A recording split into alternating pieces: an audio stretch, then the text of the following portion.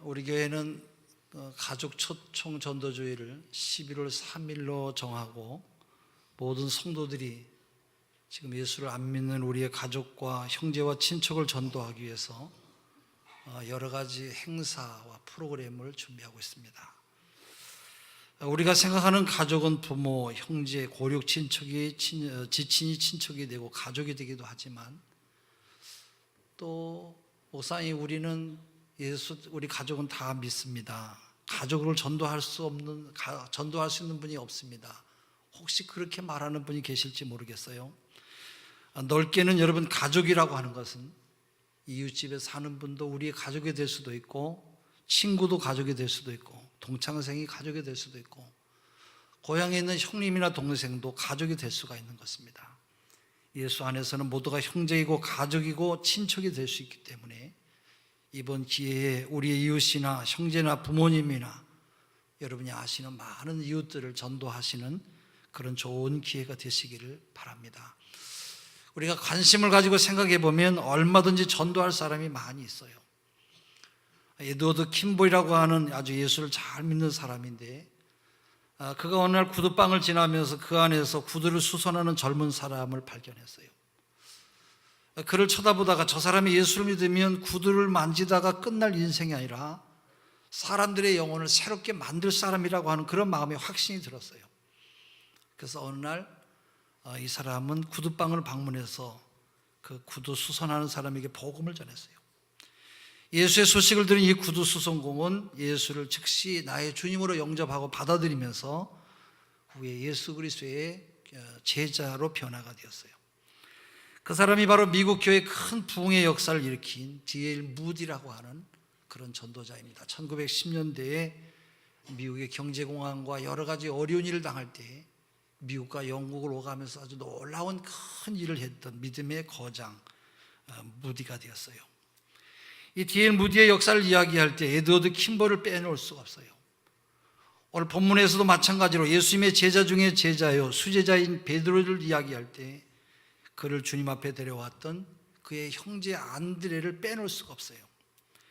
에드워드 킴볼이나 안드레처럼 그들의 공통점은 영혼에 대한 갈망이, 영혼의 열망이 엄청 컸다는 거예요.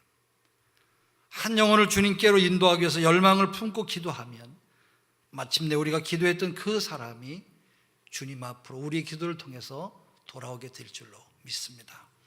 여러분, 교회의 기준이 무엇입니까? 세상의 경륜과 세상의 지식이 여러분 교회의 기준입니까? 교회는 그렇지가 않지요. 천지만물은 없어져도 영원히 변치 않는 하나님의 말씀이 바로 교회의 기준이에요. 근데 우리가 이런 핵심을 놓치기 때문에 우리가 문제에 빠지는 것이에요. 성경의 기초로 돌아가지 않기 때문에 우리의 신앙생활에 혼란이 생기는 것입니다. 우리는 우리의 핵심을 놓쳐서는 안 돼요. 왜냐하면 핵심의 중요성을 잘 아는 성도가 건강한 성도고 핵심의 중요성을 잘 아는 교회가 바로 건강한 교회이기 때문에 그래요. 오늘 본문은 신앙생활의 핵심에 대한 그런 말씀이에요. 그 38절에 보면 두 제자가 나옵니다. 41절에도 보면 시몬 베드로의 형제 안드레와 또 한 사람은 본문을 기록한 사도 요한이 나와요. 이 안드레와 요한은 과거에 그들의 스승이었던 세례 요한의 말씀을 듣고 예수를 쫓았어요. 그러자 예수님께서 안드레와 요한에게 물었습니다. 그 38절에 보면 너희가 무엇을 구하느냐? 너희가 나를 따르는 목적이 무엇을 구함이냐? 예수님께서 지금 동기를 묻고 있어요. 그 당시 어떤 사람들은 병을 고치기 위해서 예수님을 쫓아다녔고요. 어떤 사람들은 너무 가난해서 배가 고파서 빵을 얻어먹기 위해서 예수님을 따라다녔어요. 또 어떤 사람들은 예수님께서 세상을 정복하면 이 세상 나라 임금이 되면 그때 나도 한 자리 차지할 수 있을 것 같아서 예수님을 따라다녔어요. 이렇게 예수님을 따라다니는 동기가 모두가 다 달랐어요. 여러분들은 무엇 때문에 예수님을 쫓아다니고 있습니까? 현대의학으로 고칠 수 없는 질병을 고치기 위해서입니까? 아니면 사업상 교회를 다니면 이득이 될 것 같아서 다니는 것입니까? 아니면 크리스찬이라고 하는 여러분 그럴듯한 명예를 얻기 위해서 다니는 것입니까? 여러분 무엇 때문에 예수님을 따르고 있습니까? 사실 성경에 보면 많은 사람들이 빵을 위해서 예수님을 쫓았다가 기적과 이적을 기대하고 예수님을 따랐다가 또 한 자리 차지하려고 예수님을 따라다녔다가 나중에는 모두 다 예수님이 십자가에 달려 돌아가실 때 떠나고 말았어요. 결정적으로 그들은 십자가에 달려 돌아가실 때 모두가 다 예수님을 배반하고 다 떠나고 말았어요. 핵심을 놓쳐버리고 격가지를 따랐던 사람들은 모두가 다 떠난 것이에요. 그러므로 우리는 스스로 나는 과연 무엇 때문에 예수를 따르고 있는가? 바로 내가 예수님을 따르는 이유가 무엇인지 우리 스스로가 질문해 봐야 할 것이에요. 지금 예수님께서는 두 제자들이 당신을 쫓는 이유에 대해서 묻고 있어요. 그때 두 제자는 이렇게 반응을 하지요. 우리 그 38절인데요. 한번 읽어볼까요? 같이 읽겠습니다. 예수께서 돌이켜 그 따르는 것을 보고 이르시되 무엇을 구하느냐? 이르되 랍비 어디 계시오니까 하니 랍비는 번역하면 선생이라. 이 말씀을 언뜻 들으면 동문서답과 같아요. 예수님께서 무엇을 구하냐고 질문하면 빵을 먹고 싶습니다. 기적을 보고 싶습니다. 아닙니다. 아무것도 구하지 않습니다. 이런 대답을 해야 되는데 두 제자들은 갑자기 예수님 앞에 어디 계십니까? 도리어 반문을 해요. 얼른 들으면 말도 안 되는 뚱딴지 같은 그런 이야기를 하는 것 같아요. 그러나 이들의 말에는 깊은 의미가 담겨져 있어요. 지금 이 두 제자들은 선생님 지금 어디에 머무르고 계십니까? 그걸 좀 알려주십시오. 그러면 우리가 조용한 시간에 저희들이 주님을 찾아뵙겠습니다. 그리고 주님과 함께 교제하고 싶습니다라고 하는 그런 의도로 예수님께 랍비여 어디 계시오니까 반문한 것이에요. 그들은 기적이나 이적이나 치료를 하는 것보다도 주님과의 만남에 대해서 관심이 있었어요. 어느 소년이 수영을 하다가 물에 빠져 죽기 직전에 그 근처 농부의 아들에 의해서 구출이 되었어요. 도움을 받은 소년은 청년이 된 다음에 이 농부의 아들을 찾아가서 옛일을 감사하였더니 희망이 뭐냐고 물었어요. 그러자 농부 아들은 의학을 공부하는 것이 소원이라고 했고 이야기를 들은 청년 부모들은 돈을 들여서 이 농부의 아들을 공부를 시켰어요. 농부의 아들은 의학을 공부해서 페니실린이라고 하는 약을 발견했고 나중에는 노벨 의학상까지 받게 되었어요. 한편 대정치가가 된 소년은 제2차 세계대전 중에 폐렴에 걸려서 목숨이 위태한 죽을 위기에 처했었습니다마는 농부의 아들이 발견한 페니실린 덕분에 또 한 번 살아나게 되었어요. 이 정치가가 영국의 유명한 윈스턴 처칠이고 농부의 아들은 페니실린을 발견한 알렉산더 플레밍이에요. 여러분 이것을 두고 우리는 만남의 신비함이라고 그렇게 이야기해요. 사람은 어떤 만남을 갖게 되느냐에 따라서 그의 인생이 달라지는 것이죠. 좋은 교인, 좋은 친구, 좋은 배우자를 만난 것이 우리에게 축복이에요.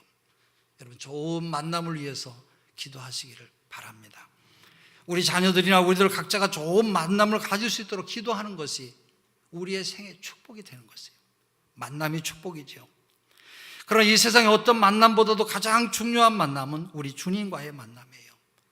왜냐하면 우리의 인생의 해답이 바로 주님께 있기 때문에 주님을 만나야 그가 귀한 삶을 살게 되고 주님과 함께 살아야만 그의 인생의 앞날이 목적과 그의 생애가 달라지기 때문에 그런 것이에요.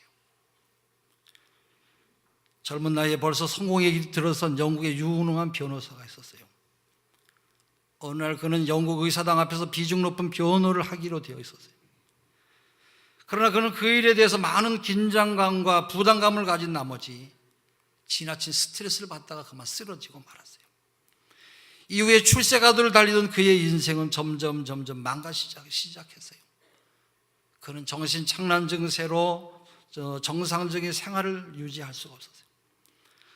급기야 이 사람은 자기 자신이 더럽고 추하고 무가치한 그런 존재로 여긴 채로 10년 동안 절망하면서 몇 번이나 자살을 하려고 했습니다만 그의 주변에서 이 사람의 그 영혼을 불쌍히 여기며 관심을 가졌던 예수 믿는 사람들을 통해서 이 사람은 복음의 말씀을 듣게 되었고 결국 예수님을 만나고 주님의 사랑을 깨닫게 되었어요.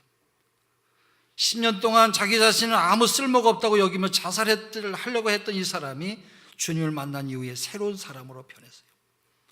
그리고 자신의 변한 모습과 그 사랑의 감격을 시로 고백하면서 지은 찬송이 바로 우리가 부르는 찬송이에요. 샘물과 같은 보혈은 주님의 피로다.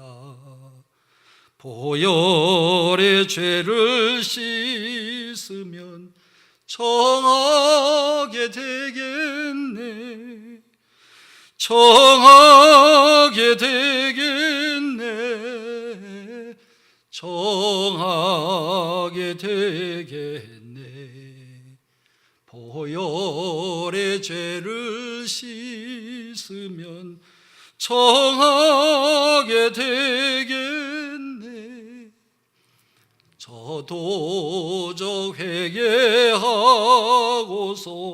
보혈에 씻었네. 저도적 같은 이 몸도 죄 씻기 원하네. 죄 씻기 원하네. 죄 씻기 원하네.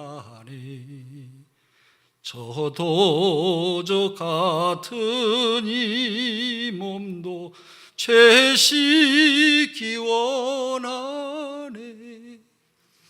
할렐루야.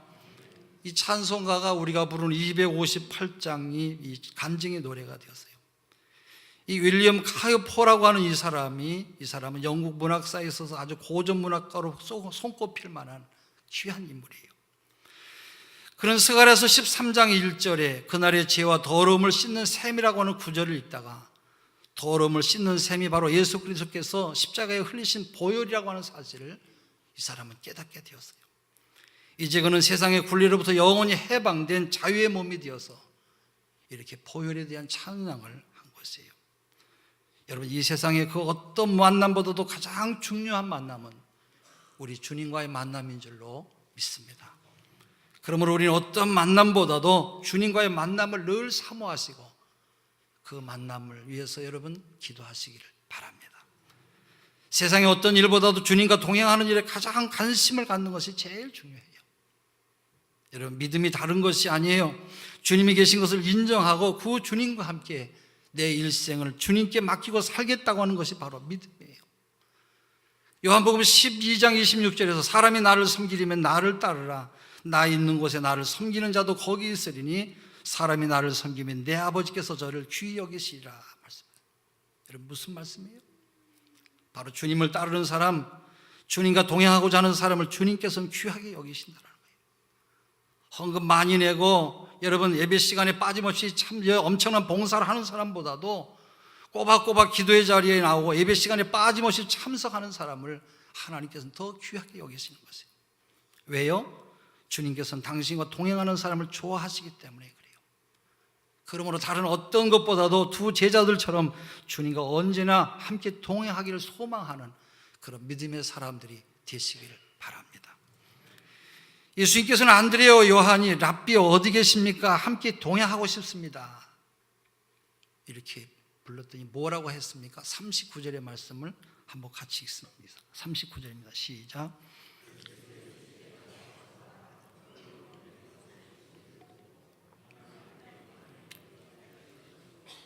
네, 예수님께서는 그들에게 와보라고 말씀하세요. 그러자 안드레와 요한은 예수님을 따라갔어요. 이때가 당시 시간으로는 10시, 오늘날의 시간으로 오후 4시쯤으로 해가 뉘엿뉘엿 저물고 있는 시간입니다만 이들은 예수님을 따라갔어요. 그리고 밤새도록 주님과 함께 지냈어요. 예수님과 하룻밤을 보내고 난 뒤에 어떤 일이 일어났습니까? 그들의 눈이 열렸어요. 그들의 마음이 뜨거워졌어요. 특별히 41절에서는 그래서 안드레의 모습을 아주 자세하게 말씀을 하고 있어요. 우리 한번 또 같이 읽겠습니다. 그가 먼저 자기의 형제 시몬을 찾아 말하되 우리가 메시아를 만났다 하고, 메시아는 번역하면 그리스도라. 예, 메시아를 만났다며 그의 형제 시몬을 찾아가서 전도를 했어요. 안드레는 그렇게 고대하던 메시아를 만남으로 역사상 최초로 예수님을 영접한 사람으로 그는 가장 먼저 예수님의 제자가 되었어요. 이 사람이 예수님을 만난 다음에 여러분 어떻게 해야 되었습니까?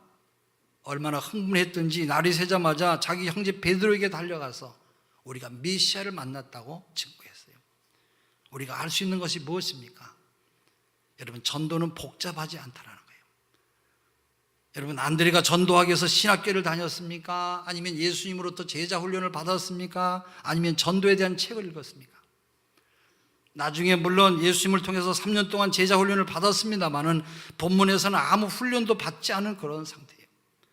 그럼에도 불구하고 안드레는 예수님을 만난 이후에 그의 형제 베드로가 자기가 만난 예수님을 만나도록 하기 위해서 우리가 메시아를 만났다, 내가 메시아를 만났다고 복음을 증거했어요. 여러분, 이렇게 전도는 단순해요. 어렵지가 않아요. 근데 악한 마귀는 자꾸 우리의 생각 속에 전도는 어렵다고 하는 생각을 집어넣어요. 성경에 대한 지식도 없는데 네가 뭔 전도를 한다고? 너 교회 나온 지 얼마나 된다고? 너 얼마 되지도 않는데 뭔 전도하다가 너 괜히 망신당하지 말고 가만히 입 다물고 가만히 있으라. 자꾸 사단은 우리의 마음을 어렵게 만들고 복잡하게 만들어요.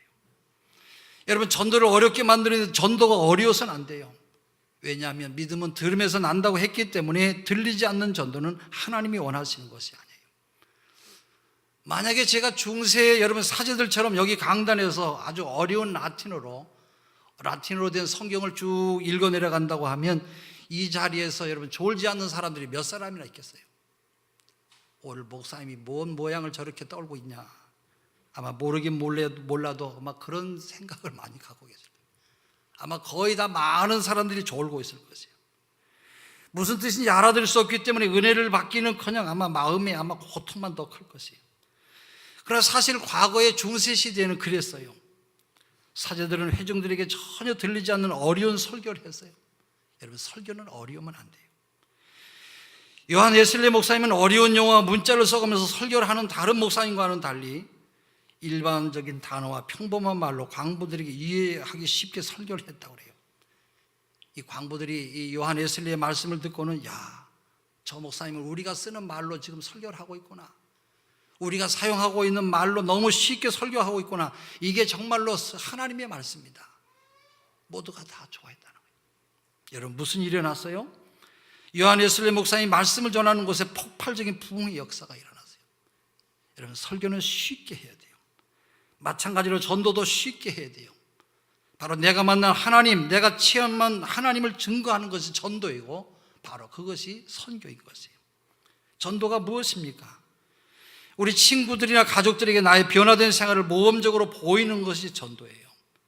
그리고 내가 체험한 이야기들을 해주는 것이 바로 전도예요. 우리 초등학교 친구는 어느 날 막내 아들이 초등학교 6학년 때 교회를 다니면서 자꾸 아빠 보고 아빠도 교회 가야지, 아빠도 교회 가야지, 왜 가지 않냐고, 예수를 믿어야 되는데 왜 가지 않냐고, 다음 주에 꼭 같이 가자고 전도를 하더래요. 근데 막내 아들이 그렇게 말을 하는 그 말이 듣기가 나쁘지가 않고 듣기가 좋더래요. 그때부터 교회를 다니기 시작해서 지금은 안수 집사님으로 열심히 교회를 섬기고 있어요. 막내 아들의 전도가 교회로 그의 발걸음을 인도한 것이에요. 여러분, 전도가 복잡하지 않아요. 내가 만난 하나님을 전하는 것이 바로 전도인 것이에요. 내가 만난 하나님, 내가 체험한 그 하나님을 증거하는 것이 전도이고 선교인 것이에요. 물론 전도 훈련을 받으면 훈련 받지 않은 사람보다 나을 수 있겠습니다만 훈련을 여러분 받지 않아도 괜찮아요. 안드레처럼 여러분 하면 되는 것이에요. 한번 와봐라. 내가 경험한 이 하나님 앞에, 주님 앞에 한번 와봐라. 얼마나 여러분 쉽습니까? 우리가 따로 설명할 필요가 없어요. 진짜는 말이 많이 필요하지 않아요. 중매쟁이들이 여러분 중매할 때 모자라는 신랑을 소개할 때는 말을 많이 해요. 이 말 저 말 아주 복잡하게 여러 가지를 이야기해요. 그러나 확실한 신랑감을 소개할 때는 어떻게 말해요? 그냥 한번 만나나 봐. 만나면 보면 될 거야. 더 이상 긴 설명을 하지 않아요. 왜요? 확실하기 때문에 그래요. 우리가 믿는 예수 그리스도의 이 복음도 똑같아요. 긴가 민가 어렴풋하고 희미한 다른 종교와는 여러분 달라요. 확실해요. 그렇기 때문에 전도를 우리가 복잡하게 설명할 필요가 없어요. 그냥 한번 와봐. 우리 교회 다음 주, 다다음 주 하는 행사에 너도 한번 와보라고 여러분 말만 하면 되는 거죠. 안드레는 예수님께서 배운 방법을 그대로 사용해서 형제 베드로에게 와보라고 하면 아주 단순하게 전도했어요. 여러분, 안드레처럼 예수 안 믿는 불신자들을 여러분들도 예수님과 함께 중매시키는 그런 전도자들이 되시기를 바랍니다. 듣든지 아니 듣든지 포기하지 말고 전하세요. 어느 기독교 기관에서 조사기관에서 예수를 믿게 된 사람을 대상으로 해서 조사를 내서 통계를 내었다고 그래요. 조사 결과 한 사람이 예수를 믿기까지 평균 4명으로부터 복음을 전해 들었고 주변에 14명 이상의 사람들이 중보 기도를 했다고 그래요. 그러니까 한 번 복음을 전했는데 전도의 열매가 없다고 헛수고한 것이 아니에요. 들은 복음을 기초로 언젠가는 열매를 맺게 될 것이에요. 그래서 주님께서는 갈라디아서 6장 9절에 우리가 선을 행하되 낙심하지 말지니 피곤하지 아니하면 때가 이르매 거두리라 말씀하셨어요. 그러므로 여러분 전도의 열매가 없다고 낙심하지 마시기를 바랍니다. 때가 되면 여러분이 심어놓은 이 전도의 씨앗이 아름다운 열매를 맺게 될 줄로 믿습니다. 43절 이하에 보면 당장 여러분 복음의 증거가 열매가 나타나지 않았지만 후에 전도의 열매가 나타난 것을 볼 수가 있어요. 안드레와 베드로와 한 동네에 살고 있었던 빌립이 예수님을 만난 다음에 나다나엘에게 가서 전했어요. 친구에게. 나다나엘은 다른 성경에 보면 바델로메라고 기록되어 있기 때문에 나다나엘이나 바돌로메는 똑같은 사람이에요. 빌립이 나다나엘을 만나서 이렇게 말합니다. 그 45절의 말씀을 같이 읽을까요? 45절입니다. 빌립이 나다나엘을 찾아 이르되 모세가 율법에 기록하였고 여러 선자가 기록한 그 일을 우리가 만났으니 요셉의 아들 나사렛 예수니라. 예. 빌립은 예수님이 메시아라고 증거했어요. 나다나엘이 그때 뭐라고 했습니까? 나사렛에서 무슨 선한 것이 날 수가 있겠느냐. 아주 이 빌립의 말을 아주 완전 개무시했어요. 나다나엘의 이 말은 당시에는 어느 정도 맞는 말이었어요. 왜냐하면 나사렛은 이방인들이 많이 드나들던 교통 중심지였고 그러다 보니까 이방 문화가 많이 흘러들어와서 이방 문화가 판을 치는 곳이었어요. 이런 사실을 알고 있는 나다나엘은 나사렛에서 무슨 인물이 나겠느냐, 신기촌에서 무슨 인물이 나겠느냐, 그곳에 무슨 메시아가 있겠느냐 호흡만 치고 있었던 거죠. 그럼에도 불구하고 빌립은 뒤로 물러서질 않았어요. 빌립이 뭐라고 했습니까? 와 보라는 거예요. 빌립은 나다나엘을 포기하지 않냐고 끝까지 그에게 복음을 전했어요. 여러분 바로 이러한 자세가 복음을 전하는 사람의 그런 아름다운 그런 믿음의 자세인 줄로 압니다. 비록 상대방이 변화가 없다고 할지라도 복음을 거부한다고 할지라도 그래도 계속해서 증거하는 이런 마음, 이러한 자세가 바로 빌립의 자세, 빌립의 마음이에요. 결국 나다나엘은 빌립의 권유로 예수님께 왔어요. 그리고 예수님의 말씀을 듣자마자 변화가 되어서 그는 이렇게 고백을 했어요. 49절입니다. 우리 같이 읽습니다. 시작. 나다나엘이 대답하되 라삐여 당신은 하나님의 아들이시 당신은 이스라엘의 임금이로소이다. 예. 의심이 많고 편견이 많았던 나다나엘도 예수님을 하나님의 아들이시라고 이스라엘의 왕이라고 고백하며 예수를 믿게 되었어요. 할렐루야. 만약에 여러분 빌립이 편견인 사람이 나다나엘에게 한번 복음을 증거하고 나서 그가 받아들이지 않아서 포기했다고 하면 어떻게 되었겠어요? 여러분 전도하다가 상대방이 믿지 않는다고 실망하거나 여러분 포기하지 마세요. 예수님께서는 절대로 포기하시는 법이 없어요. 언제까지 여러분 기다려주고 계세요? 아직까지 여러분 주변에 예수를 믿지 않는 가족이 있습니까? 가까운 친구가 예수를 믿지 않습니까? 여러분 포기하지 마세요. 아무리 그들이 냉담한 반응을 보일지라도 그들이 아무리 부정적인 반응을 보인다고 할지라도 나다나엘이 와보라고 전도한 빌립처럼 포기하지 않고 끝까지 전하는 여러분 되시기를 바랍니다. 복음을 알고 거듭난 사람은 영혼 구원을 제일 중요한 일로 여겨요. 영혼 구원은 오직 우리를 위해서 피 흘려 죽으시고 부활하신 예수 그리스도를 믿음으로만 구원받기 때문에 그래요. 요한 웨슬리는 복음을 깨닫고 거듭난 다음에 말하기를 이 신도에 입학하기를 원하는 자들에게 요청되는 선결 조건은 한 가지뿐이다. 그것은 곧 도래할 진노를 피하고 죄로부터 구원받기를 갈망하는 것이라 그렇게 말했어요. 그는 후에 유언하기를 후배들에게 유언할 때에 당신은 영혼을 구원하는 일을 위해 아무 일도 하지 마시오.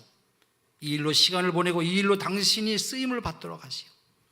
보시오, 당신이 얼마나 많은 설교를 했느냐 또 얼마나 많은 일에 관심을 가졌느냐가 문제가 아니라 당신이 최선을 다해서 영혼을 구했느냐 못 구했느냐가 문제입니다. 할 수 있는 대로 많은 죄인을 데려와서 해결시켜서 구원받게 하시고 그랬다고 그래요. 이게 그의 유언이었어요. 윌리엄 부스라고 하는 여러분 구세군 대장은 구원에 확신이 없다가 거듭났고 은혜 받은 다음에 내가 이렇게 미지근하게 전도해서는 안 되겠다 생각하고 영혼을 구원하는 군대를 조직해야 되겠다. 그래서 결심해서 구세군을 창설했어요. 그는 한 영혼을 구원하기 위해서 거꾸로 서서 춤을 추라고 해도 나는 춤을 추겠다고 그렇게 고백을 했어요. 그는 1904년에 영국 왕 에드워드 7세의 초청을 받아서 영국의 버킹 궁궐 안에 갔을 때 그 왕이 장군 참 좋은 일 하고 있습니다. 장군이 참 큰 일 하고 있습니다 하면서 앨범에 사인을 하려고 하니까 75세인 그는 허리를 굽혀서 이렇게 썼어요. 각하, 어떤 사람의 야망은 예술에 있고 어떤 사람의 야망은 명예에 있고 또 어떤 사람의 야망은 황금에 있사오나 나의 야망은 사람의 영혼에 있습니다. 그러세요. 조지 휘필드는 주여 나에게 영혼을 주시옵소서. 그렇지 않냐면 나의 영혼을 가져가시옵소서. 나에게 전도할 영혼을 주지 않으려면 내 영혼을 데려가라고 그렇게 고백했어요. 스페인의 선교사 프란시스 엑사비어는 영혼 하나를 구원하기 위해서 매를 1000대 만대 맞으라고 해도 나는 그 매를 맞겠습니다. 그렇게 고백을 했어요. 여러분, 영원한 지옥의 심판을 받아야 될 영혼을 구원해서 천국에 들어가게 하는 이 전도보다 이 세상에 더 귀한 일이 어디 있겠어요? 아프리카 동부 지역의 선교사였던 빈센트 도노반의 기독교의 재발견이라고 하는 책에서 감동을 받았던 그 내용을 잠깐 소개하고 마치겠습니다. 도노반 선교사는 19년 동안 마사이족과 함께 지낸 그런 시간들에 대해서 기록을 하고 있어요. 그가 동부 아프리카에 도착했을 때 그것에는 이미 기존 선교단이 세운 학교와 병원과 기타 시설들이 잘 마련되어 있었는데 이상하게도 그 교회 그곳에 가니까 크리스찬들은 전혀 찾아볼 수 없었다고 그래요. 그 왜 그랬느냐? 선교사들이 학교 짓고 병원 짓느라고 정신없이 지내다 보니까 자신들이 처음에 왜 이곳에 아프리카에 왜 왔는지 그 목적과 방향을 잊어버리고 있었던 것이에요. 그래서 도노반 선교사는 도착하자마자 예수 그리스도의 십자가를 증거하기 시작했어요. 그때 마사이족 전체에 큰 영적 부흥이 일어났고 눈물로 회심하는 사람들이 줄을 이었어요. 어느 날 마사이족 추장이 도노반 선교사에게 찾아와서 통곡하며 이렇게 말을 하더라는 거예요. 왜 그런 생명의 말씀을 이제야 내게 전하는 것입니까? 진작 증거했으면 우리 부모님이 구원받았을 것이고 우리 할아버지 할머니가 구원받았을 것이고 우리 가족들이 모두가 다 구원받았을 텐데 왜 목사님 인제서 복음을 전하는 것입니까? 여러분, 교회가 복음을 전하지 않으면 누가 전하겠어요? 우리 대신해서 용역회사가 대신 전해주겠습니까? 아니면 절간에 다니는 사람이 여러분 전하겠습니까? 아니면 여러분 점쟁이들이 대신 해주겠습니까? 이 복음을 전하는 일은 우리 그리스도인들이 모두가 해야 될 귀한 사명인 줄로 믿습니다. 전하는 사람이 없어도 전하는 자가 없이는 들을 수가 없어요.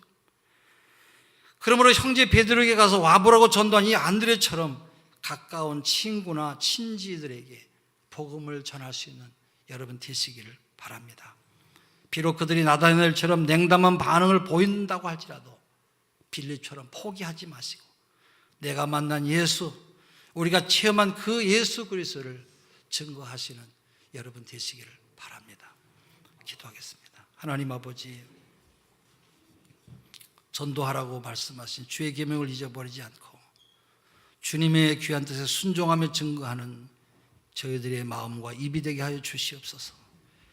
주님이 사랑하는 영혼들을 위해서 기도하고 전도하는 저희들 모두가 되게 하여 주시옵소서. 예수 그리스도 이름으로 기도합니다.